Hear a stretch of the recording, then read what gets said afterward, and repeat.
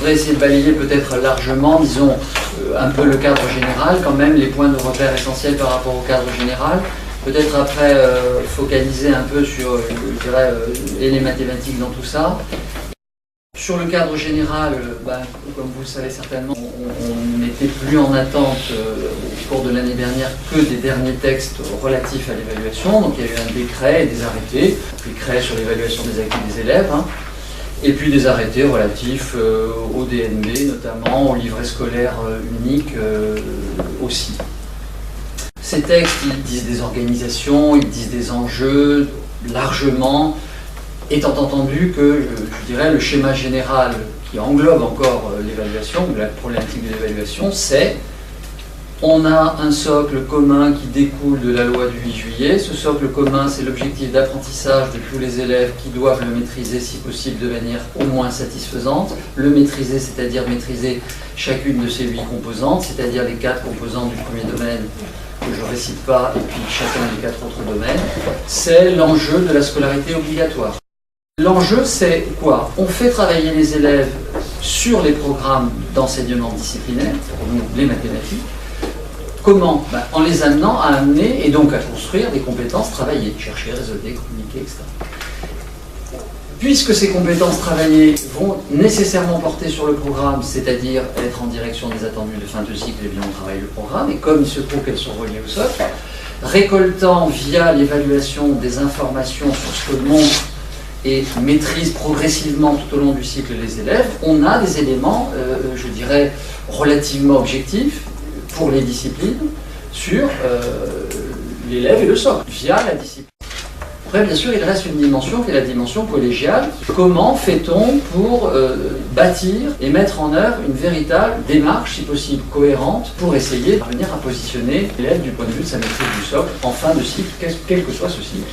Alors évidemment, il se trouve qu'au cycle 4, bien sûr, ceci est en plus adossé à la partie qui va concrétiser le contrôle continu, c'est-à-dire le nombre de points qui va être décerné en vue de l'obtention du DNB à un élève pour chacune des 8 composantes du socle, selon que sa maîtrise va être l'un ou l'autre des 4 niveaux. Vous savez, le 1, insuffisante, le 2, fragile, le 3, satisfaisante et le 4, très bonne, avec un nombre de points 10, 25, 40, 50.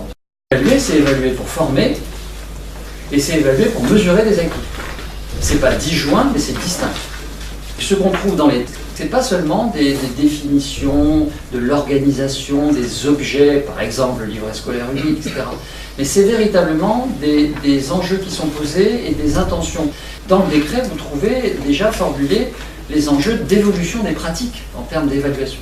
Donc l'idée, c'est quand même, bien évidemment, de prendre en compte tout ce qui existe déjà. Il y a beaucoup de choses qui se font de manière très judicieuse par les professeurs sur le terrain, depuis longtemps, mais il y a quand même la volonté exprimée dans les textes de mettre en œuvre une évaluation dite positive. Alors je crois qu'il faut comprendre l'évaluation positive, pas comme une sorte de modalité lénifiante.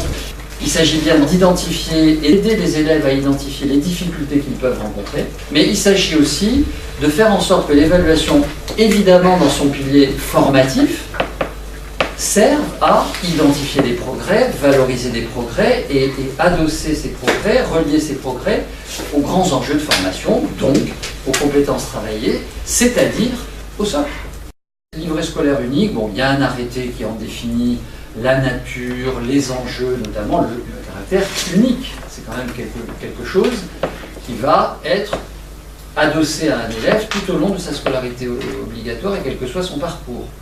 Bon. Mais au-delà des définitions de cet objet, il y a quelques points importants par rapport à ce qu'on évoque sur l'évaluation. Ce livret scolaire, il doit contenir des bilans dits périodiques. Notamment, il doit y avoir une rubrique par discipline qui porte sur les éléments de programme qu'on a travaillé. Il y a une rubrique qui prévoit de donner des conseils pour progresser.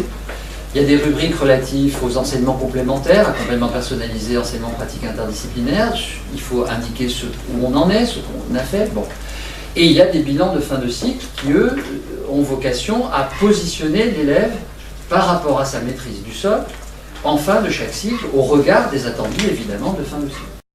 Alors après, bien sûr, il y a des enjeux concrets dans les établissements, dans les écoles, à quelle périodicité on renseigne les bilans périodiques. Ça appartient à la réflexion de l'établissement, de l'école. quelle est la nature des conseils qu'on va donner pour progresser, puisque une rubrique de cette nature existe aussi dans les bilans périodiques. Ce qu'est le livret scolaire unique, c'est un objet dans lequel on doit essayer de faire un suivi le plus pertinent possible du parcours scolaire de l'élève, c'est-à-dire quels sont les points d'étape sur où on en est pour cet élève du point de vue de ce qui est attendu, et puis évidemment, ça c'est le suivi des acquis, disons, et puis le côté restitution à tout le monde, aux équipes elles-mêmes, à l'élève, à ses responsables légaux, à la famille, etc.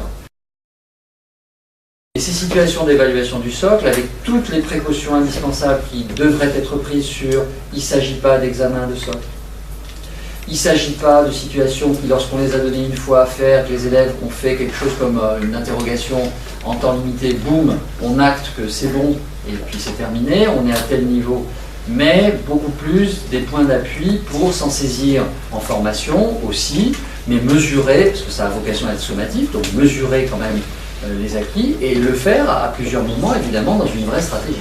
On a un enjeu aussi à objectiver un petit peu le niveau 3, c'est-à-dire la maîtrise satisfaisante de telle ou telle composante du socle, c'est-à-dire concrètement, au quotidien de la classe, qu'en est-il de ce que montrent les élèves? Montrent-ils des choses, si j'ose dire, qui sont au niveau 3? Si on regarde l'évaluation spécifiquement par rapport au thème E, dans sa composante, disons, formative, il y a quand même quelque chose qui est la nécessité, alors ça c'est pas spécifique au thème E, c'est pour tous les thèmes, d'être quand même très centré sur les compétences travaillées. Quelles sont les compétences qu'on fait travailler les élèves? Quelle forme ça peut prendre? Alors pour le coup plus spécifiquement avec le thème E, peut-être que la place de l'oral, peut-être que l'interaction, et ses erreurs, c'est-à-dire le côté mise au point. Est-ce que l'élève, et comment évaluer, c'est-à-dire collecter de l'information là-dessus, est capable de s'appuyer sur ces moments d'essai-erreur en utilisant bien les relances du professeur? Et si on observe évidemment des réussites de cette nature, bien sûr qu'il y a matière à identifier des compétences qui sont montrées par l'élève en l'occurrence. Et puis bien sûr il y a l'aspect, alors certes il peut y avoir du débranché, mais il y aura beaucoup en formatif du branché, c'est-à-dire vraiment sur machine, en acte.